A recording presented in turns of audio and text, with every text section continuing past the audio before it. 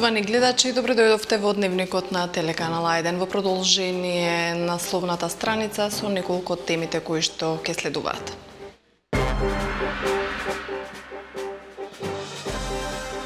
Социјалната сторија на малиот Васко од Струмица ја поттикна хуманоста кај граѓаните. Се вклучуваат за помош на семејството.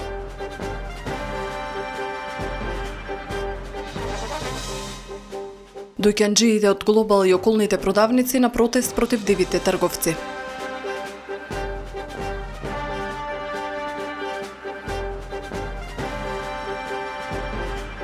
Иницијативата Спас за Валандово собра 2200 потписи за распишување референдум по прашањето за постојни рудници во општината. Наред се локалните власти.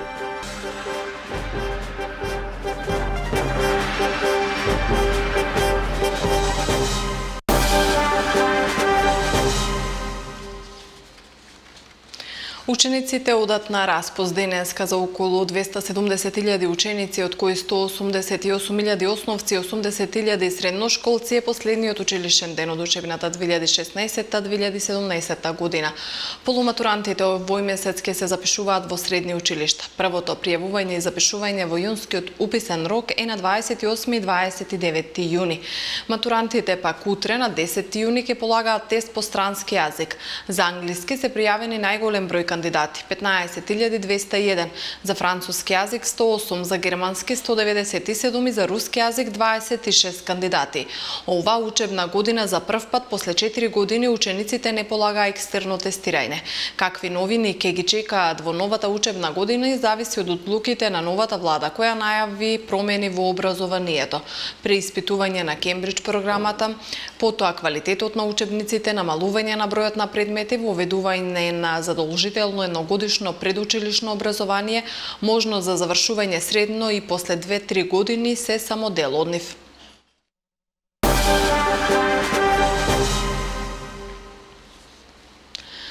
Председателот на владата на Република Македонија Зоран Заев, придружуван од вице-премиерите Бујар Османи и Радмила Шекеринска, денеска се сретна со амбасадорите на земите членки на Европската Унија.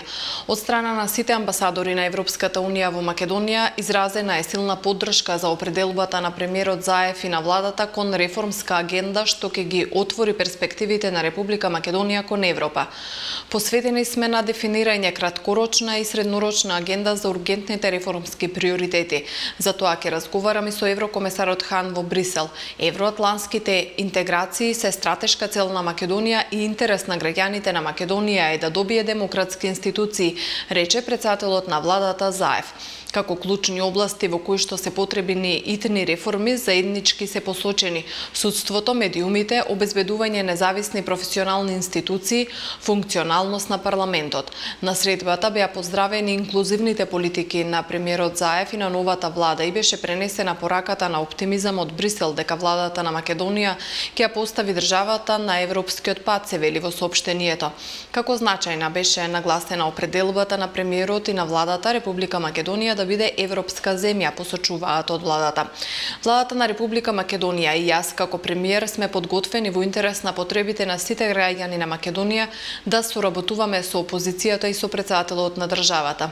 Исто така насочени сме кон соработка со цивилниот сектор и со сите други општествени чинители, затоа што само заедно можеме вистински да придонесеме кон развој на Македонија, а со тоа и да обезбедиме квалитетен живот за сите граѓани во државата, рече премиерот Заев. Председателот на ВМРО ДПМН Никола Груевски присуствуваше на работен состанок со премиерот на Унгарија Виктор Орбан и со десничарските партии од Балканот. Која беше целта на работната сесија која што имавте денеска во Будимпешта со премиерот Виктор Орбан? Овој состанок во Будимпешта беше на партиско ниво, на партии од десницата, членки на ИПП. Дел од нив членки на Европската Унија, дел од нив земји кои се уште не се членки и да аспирираат да бидат членки. Состанокот беше во правец да се разгледаат состојбите во сите држави, политичките, економските состојби, проблемите кои што ги имаме, кои од нив се заеднички проблеми, исто така да се види кои се дестабилизирачките фактори и да се действува против нив, а кои се да се демотивираат дестабилизирачките фактори, а кои се стабилизирачките фактори кои треба да се охрабат и поддржат понатаму. Така што имавме доста детална дискусија околу сето ова. Разменивме многу информации и мислења. Понатаму ќе се подржуваме и како партии, но и како држави, за да се елиминираат дестабилизирачките фактори и да се поттикнат и помогнат оние земји кои што не се членки на Европската унија побрзо да станат, а оние што се земји членки на Европската унија да го поддржат станувањето членки на Европска унија на оние кои не се. Во Европска унија поодамна се користи еден израз замореност од проширување. Господинот Орбан спомна една реченица, вели ние не сме заморени од проширување, и ние и некои други земји членки кои што тука беа присутни, така што сакаме да го поддржиме проширувањето, сакаме да работиме на тоа да се случи и сакаме да помогнеме на оние земји од регионот кои што не се членки да станат што е можно побрзо и во секој поглед да помогнат на тоа. Така што иако е ова партиска соработка, таа се однесува на државните интереси и напредокот на државата и е добро кога Македонија ќе има зад себе Унгарија, ќе има зад себе и Хрватска, ќе има зад себе и Словенија и така натаму, и лидери кои што се добро познати од овој регион, кои што ќе вршат влијание во Европската унија да Македонија што побрзо добие покана за членство во Европската унија. Покрај ова ги разгледавме, како што кажав, и сите други моменти, политички, дестабилизирачки, партиски и така натаму, и разменивме информација од тоа, разменивме искуства, многу работи што во некоја држава се случуваат сега, се случиле во некоја друга преходно, така што тоа беше интересно да се слушне и се договоривме да продолжиме со соработка, ова да биде еден клуб за поддршка на проширување на Европската унија, поддршка на земјите за проширување. Така што можно е да имаме, веројатно се договоривме на крајот дека ќе продолжиме да се среќаваме, можеби до крајот на годината ќе имаме уште една средба во октомври или во ноември, така што ќе продолжи да функционира како клуб за поддршка на проширувањето. Собраниската комисија за прашања на изборите и именувањата денеска ги разгледува поднесените 39 барања за остварување на правото на плата по престанок на функцијата пратеник. Според последните измени на Законот за плата и другите надоместоци на пратениците во собранието и другите избрани и именувани лица и измените на Законот за пратеници од јули 2014 година, пратениците и другите функционери нема да можат да користат апанажа една година како претходно, туку според времетраењето на мандатот. Законот за плата и други надоместоци на пратениците во собранието и другите избрани именувани лица предвидува пратеник да може да остварува плата и по престанувањето на мандатот за време до една година, и тоа 3 месеци ако мандатот на пратеникот траел до 6 месеци. 6 месеци доколку мандатот на пратеникот траел од 6 месеци 1 ден до една година. 9 месеци апанажа ако мандатот на пратеникот траел од 12 месеци 1 ден до 24 месеци и 12 месеци апанажа ако мандатот на пратеникот траел 24 месеци 1 ден и повеќе. Исто така, со законот се предвидува пратеник да може да остварува плата подолго и од една година, а најмногу уште 6 месеци доколку во тоа време стекнува право за старосна пензија. За време на остварувањето на ова право, пратеникот нема никакво право на други лични примања или на доместоци на трошоци. Правото на апанажа може да престане доколку поранешниот пратеник стекне право на пензија, кога тој ќе побара, кога ќе се вработи и ќе биде избран или именуван на друга функција врз основа на која остварува плата. Ова право може да престане и доколку лицата се правосилно осудени за кривични дела против државата или за кривични дела сторени од користолюбие. Апанажата е во висина на платата на пратениците ја исплеќа Собранието на Република Македонија. Поранешните пратеници ќе имаат право и на надоместок и за време на годишниот одмор.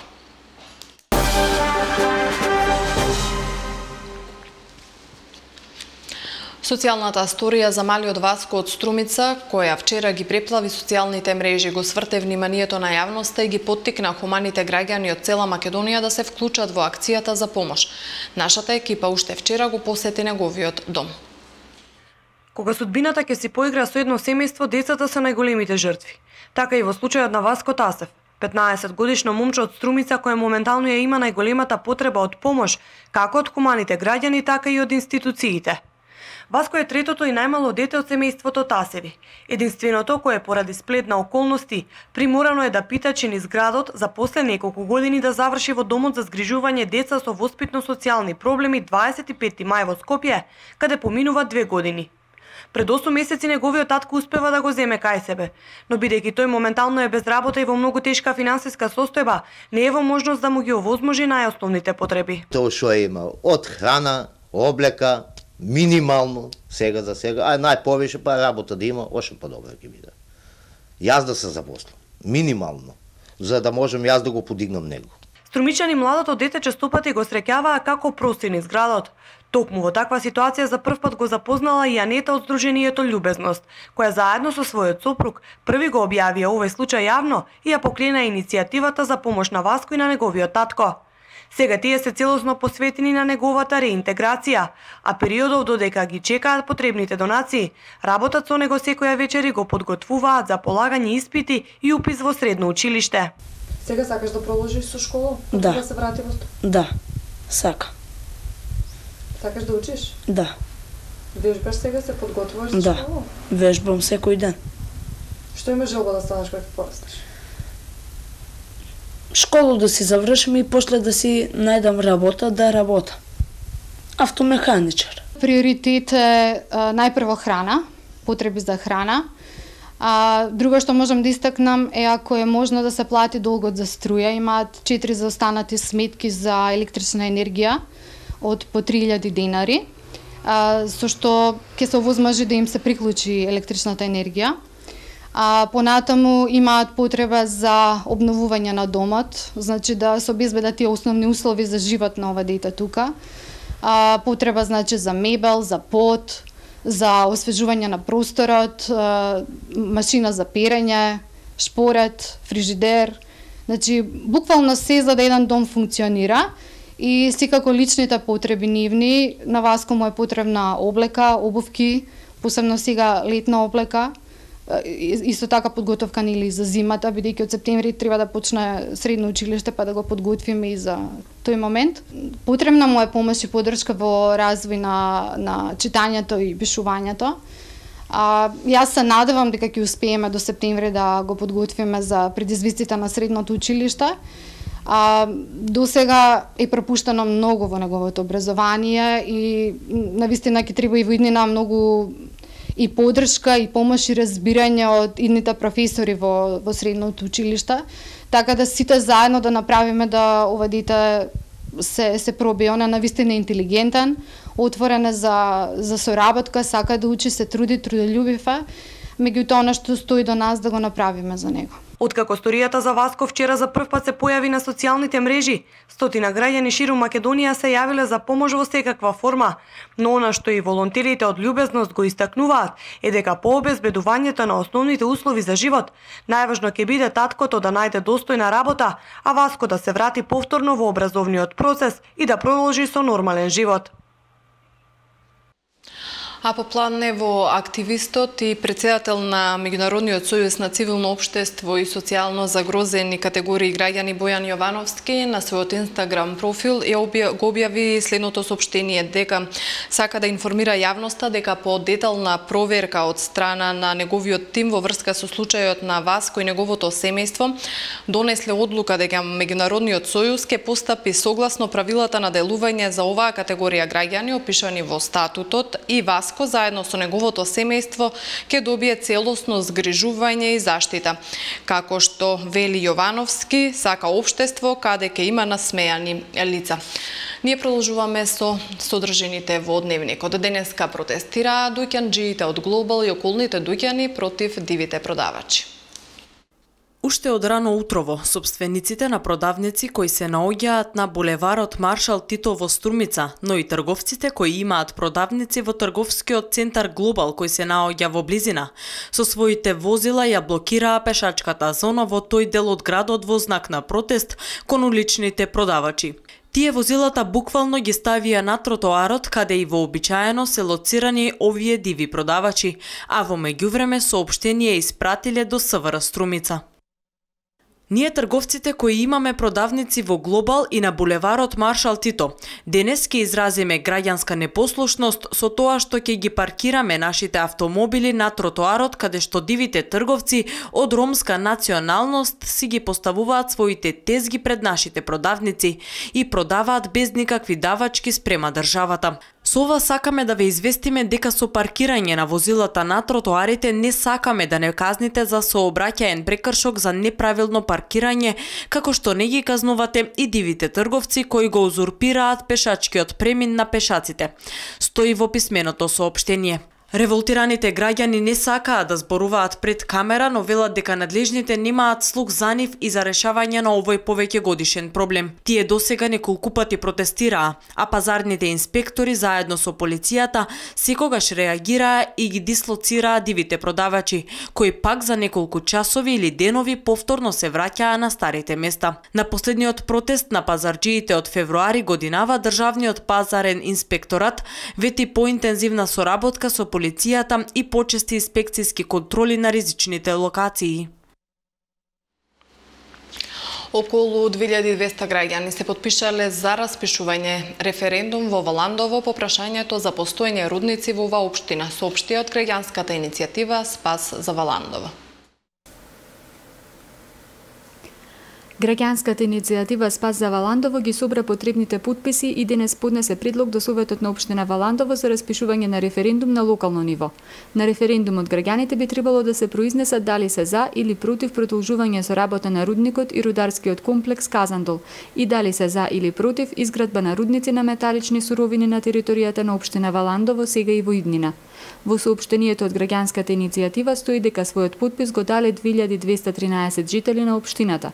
Понатаму се вели дека согласно законските рокови и статутот на општината тие бараат референдумот да се одржи на 9 јули.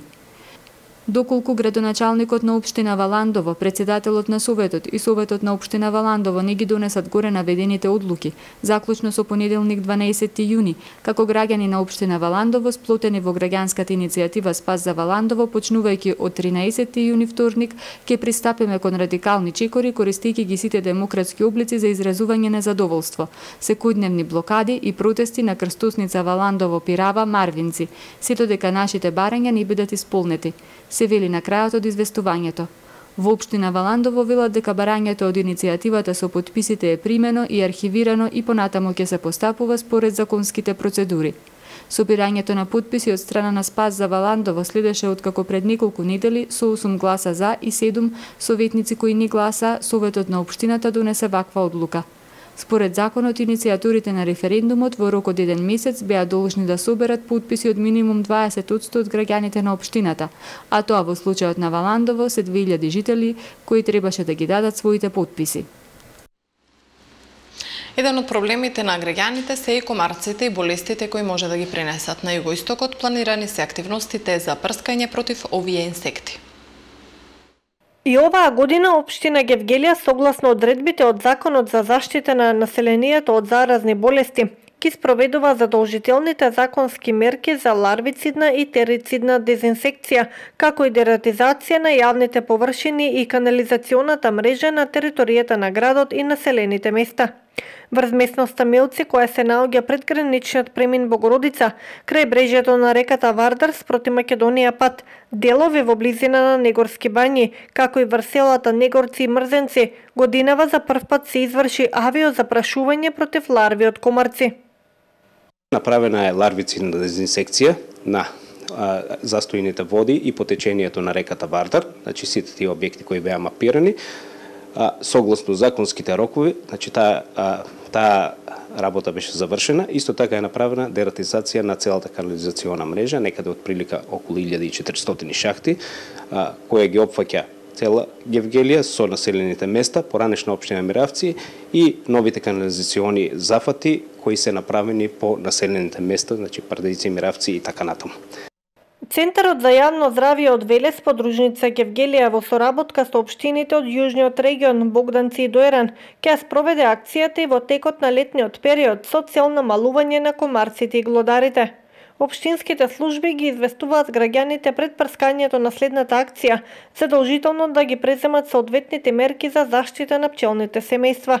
Ефектите од прскањето се големи, бидејќи со превентивното теренско прскање ќе се уништат потенцијалните жаришта за развивање на ларви од комарци.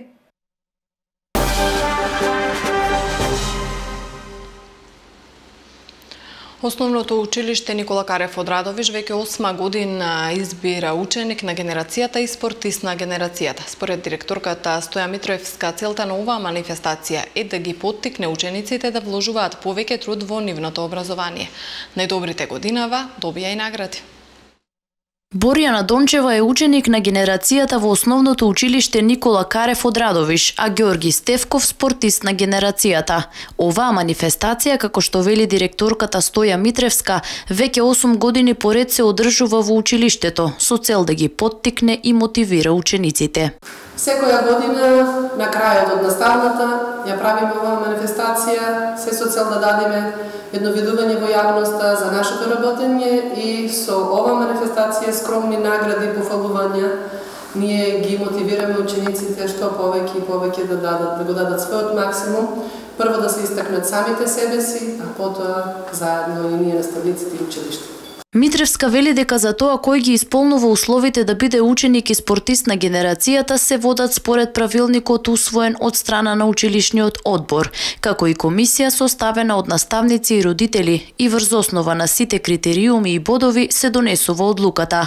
Таа вели дека училиштето се гордее со своите ученици, кои постигнале навистина добри резултати со кои го заслужиле овој успех. Ученици кои што упорно, одговорно, постојано работеа сите овие години и ученици се полни со знање, ученици со добро воспитување и културно однесување. Веруваме дека и натаму ги слушаме позитивни искажувања, добри видувања за нив од јавноста, од другите наставници и од нивните родители. Наградите се скромни, ученикот на генерација добија енциклопедија, додека спортистот се разбира оно што му е најпотребно во денешницата, знаеме. УСБ за сите потреби, исто така и фудбал како спортист. Училиштето и во иднина ќе продолжи да ги мотивира и наградува своите ученици, вели Митревска. Нивната цел е да ги поттикнат да се борат да бидат првенци и се надева дека најдобрите ученици и во иднина ќе остваруваат успеси.